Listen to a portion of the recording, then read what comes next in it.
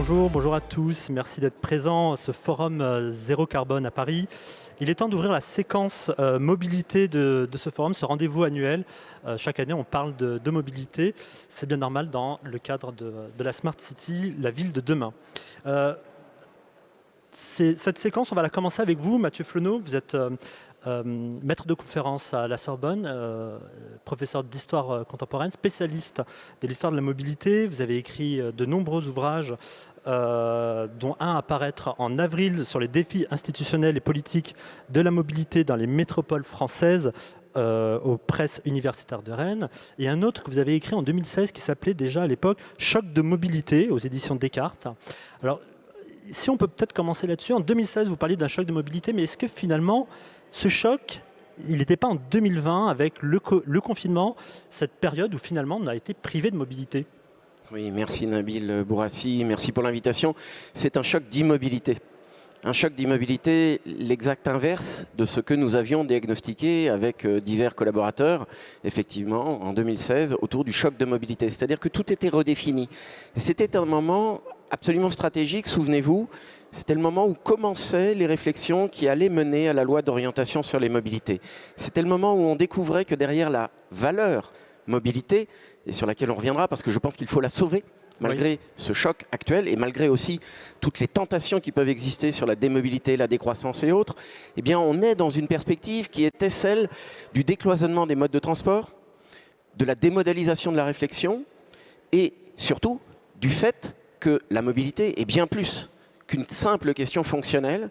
On en est tous désormais convaincus, c'est un concept qui a mis du temps à cheminer. Et avec quelques collègues académiciens, eh bien, ça fait une quinzaine d'années que nous travaillons le sujet. On a vu toute l'épaisseur politique du sujet. J'ai plaidé depuis très longtemps dans ces murs, en faisant ma thèse sur l'automobile à Paris, pour la politisation de l'objet. Pas l'idéologisation, mais la politisation de l'objet, bien évidemment. C'est-à-dire qu'il faut la prendre au sérieux.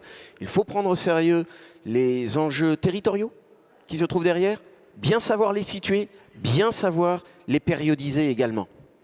Est-ce que vous voulez dire aussi que cette crise d'immobilité, comme vous dites, est arrivée à un moment très particulier de l'évolution sociale, de notre rapport à la mobilité? Qu'est-ce que cela dit de cette époque?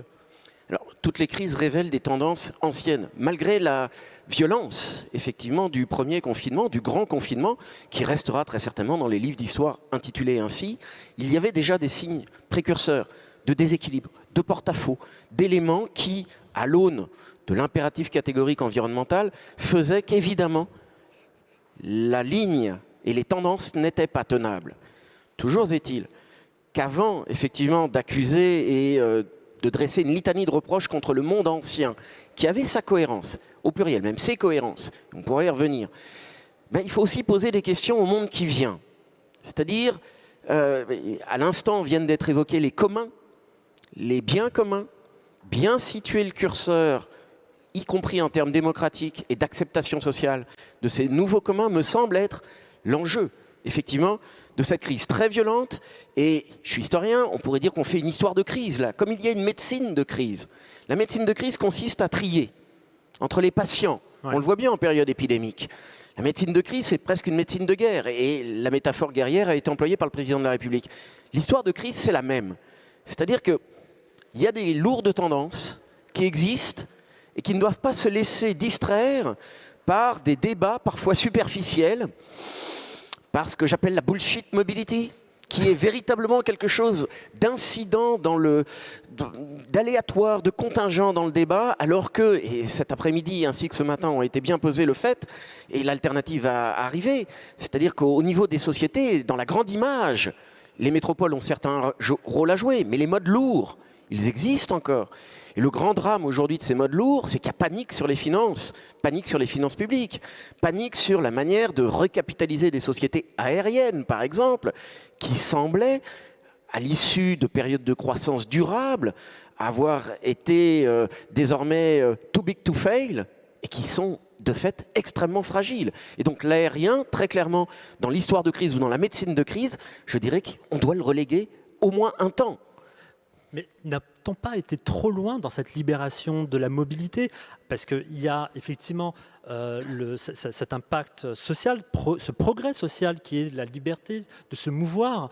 Mais est-ce qu'on a vraiment pris en compte l'impact en coût public, comme vous dites, mais l'impact écologique aussi? Alors, je vous Est-ce qu'on n'a pas répondrai été trop loin? Je vous répondrai avec les alternatives qui sont posées par la crise et également les discours tels qu'ils ont été tenus par le président de la République lorsqu'il a prétendu dire qu'il faudrait reconnaître les utilités sociales réelles et bien les hiérarchiser dans le monde d'après. Ceci invitait à faire ce que vous venez de dire, c'est-à-dire relativiser l'explosion des mobilités qui avaient eu lieu auparavant. On a trop bougé. Jean-Marc Jancovici le dit très bien, on allait très souvent, très vite, pour pas très cher. Le monde d'après, c'est exactement l'inverse qui s'annonce. Avec une mobilité, et on pourra en reparler, à bien des égards qui est dégradée. L'un des exemples qui vient d'être donné, le rapport de la jeunesse à la mobilité, m'interroge beaucoup. C'est-à-dire que s'il n'y a pas ces contraintes économiques qui sont considérables sur la jeunesse, sur mes étudiants, je pense qu'ils seraient beaucoup plus preneurs d'un mode ancien de mobilité. Simplement, ils sont contraints. Et donc, il va falloir rendre cette contrainte acceptable, mais surtout la rendre évidente en termes de gains sociaux. Et c'est là, évidemment, que la captation de la grande digitalisation, moi, m'interroge. C'est-à-dire qu'on peut poser, on peut critiquer les 30 Glorieuses, d'accord. Mais critiquons le retour à 1840. Critiquons le retour à la dérégulation ou l'absence de règles, tout simplement. Donnons-nous les clés de toutes les datas à la Silicon Valley, définitivement. Quelle est la réinterprétation en termes de sanctuarisation de biens publics de ces données qui aujourd'hui circulent, et on l'a vu, ont créé des fortunes ahurissantes? Ce que ça dit, la tension, il y a les tensions qui sont créées autour des mobilités, parce que c'est vrai que ces 10 dernières années, il y a eu une accélération sous l'influence de la digitalisation de l'économie, hein, le smartphone qui permet quand même de faire pas mal de choses. On s'est rendu compte que finalement, la mobilité a été source de tensions sociales, ça a été source de tensions peut-être territoriales, ça a été source de tensions en agglomération, mais c'est en extérieur. Enfin, je veux dire, il y a eu des polémiques ici, à Paris, mais également sur les territoires avec les Gilets jaunes. Qu'est-ce que ça dit tout ça de cette société qui peut-être un peu boulimique de mobilité, peut-être un peu trop? Ça dit qu'il y a des fractures sociales. Vous avez évoqué le mot d'idéologie tout à l'heure. Oui, oui, il y a une idéologisation du débat. Ça, j'en suis tout à fait témoin à Paris sur mon objet d'étude qui était l'automobile. Pas qu'à Paris. Pas qu'à Paris, bien sûr. Mais là où vous avez absolument raison, c'est qu'il faut le faire rentrer en ligne de compte. Et c'est-à-dire aussi accepter le choc du réel. Et les Gilets jaunes, avec leur visibilité nouvelle sur les ronds-points de nos périphéries françaises et du plus grand périurbain, voire du rural, eh bien, ont témoigné de cette fracture mobilitaire de la société française.